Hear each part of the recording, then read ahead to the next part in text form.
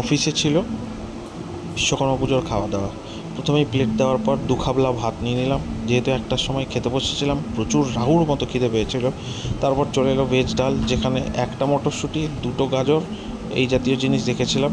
তারপর চলে এলো গরম গরম বেগুনি, যেটা দিয়ে ডাল দিয়ে খেতে খুব ভালো লাগছিলো, মনে হচ্ছিলো ওটা দিয়েই 2-3 থালা ভাত খেয়ে নেবো, এত খিদে পেয়েছিল।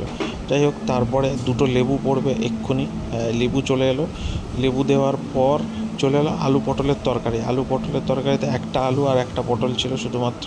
তারপরে আবার হঠাৎ করে দেখলাম স্যালাড চলে এসছে, 1 খাবলা স্যালাড আমরা খেয়ে নিলাম। এবং তারপরে এলো সেই অমোঘ আকর্ষণ, যেটার জন্য আমরা গত 1 ঘন্টা ধরে অপেক্ষা করেছিলাম, মাটন। সেই মাটনের হাড়ও দিয়েছিল এবং তার মধ্যে মজ্জাটাও ছিল, এমন একটা মাটন আমি পেয়েছিলাম। খুব আনন্দ করে খেতে খেতে হঠাৎ করে সামনের ভদ্রলোক বললেন আমি ভেজ খাবো। সেই ভেজ খাওয়ার মধ্যে চলে এলো বোধহয় কোফতা। উনি কোফতা দিয়ে ভাত খেতে লাগলেন। আমরা ততক্ষণে রাবতা মেরে আবার মাটন নিয়ে খেতে শুরু করে দিলাম। লাস্টে একটু বললাম আমাদের আলু পটল দিন, 1টা আলু 1টা পটল দিয়ে গেল। তারপর দিল চাটনি, সেই চাটনিতে ছিল হচ্ছে আনারস, আমি খেলাম না, শুধু খেলাম একটু পাঁপড়। তারপর রসগোল্লা আমাকে দেবেই, আমি হাঁ বন্ধ করে বললাম যে আমি রসগোল্লা খাবো না। তারপর দিয়ে গেল আমাদের হলুদ হলুদ বাটি, সেই বাটিতে সাবানের পাতা দিয়ে তারপর আমরা গরম জলে হাত ধুয়ে নিয়ে অপেক্ষা করলাম কখন হজমোলা দেবে। হজমোলা না দিয়ে আমাদের দিল পাঁচ। তারপর